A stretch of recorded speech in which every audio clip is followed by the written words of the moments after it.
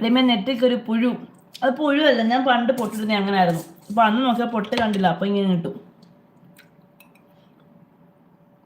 അസ്ത്രം എന്താണ് ചേച്ചി? അസ്ത്രം എന്ന് വെച്ചാൽ നമ്മുടെ ഓണാട്ടുകരയുടെ ഒരു സ്പെഷ്യൽ വിഭവമാണ് അസ്ത്രം. അതായത് നമ്മുടെ നടുധാന്യങ്ങൾ ചീനി, ചേമ്പ്, കാച്ചില്, കിഴങ്ങ്,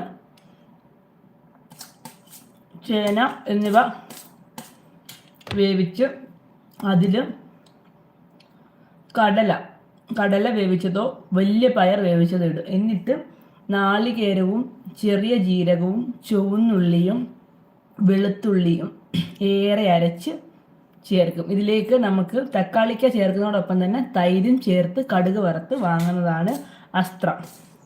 ഇത് വേവിച്ചുടയ്ക്കണം.